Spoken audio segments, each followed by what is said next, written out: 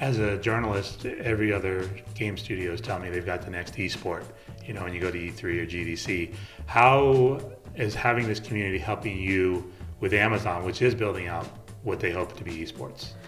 Yeah, I mean, it's a lot of education that we pass on, and a lot of creators that we help them talk to and make sure that they understand how to ask good questions, how to get good feedback from those creators as they think about their own game development. It's tough. You can't, the classic question we've gotten for years has been, how do we make a great game for esports? Well, we always say the very bland answer, make a great game first. It has to be a very good competitive experience and a very great game. And ideally it has great characters, good lore, right? Great storytelling that you can build around that as you continually expand that franchise. But it has to be easy to watch. Ideally there's a good display of information so people can understand what's going on in the game.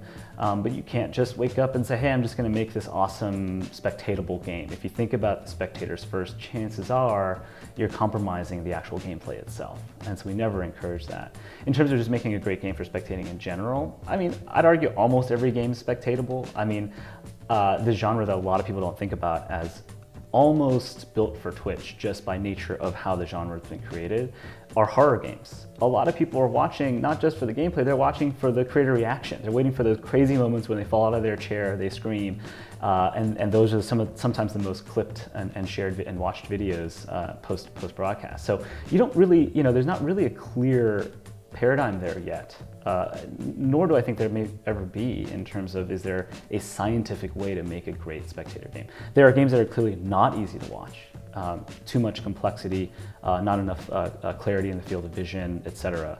And there are ways around that, right? Building observer cameras, building different viewpoints for broadcasters or observers or commentators to use.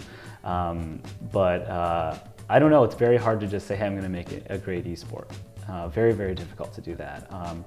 That said, everyone's thinking about it, right? So they're being more mindful about it, which is good. And the Amazon team certainly are very mindful. They are definitely thinking, hey, let's make good games that people actually want to play. Their ultimate goal, and they know this, is esports for them is more, for now, marketing, right? Historically, a lot of game companies thought about esports as marketing. Increasingly, companies are thinking about it more as a great, independent business unit with its own commercial opportunities outside of their core business of game development.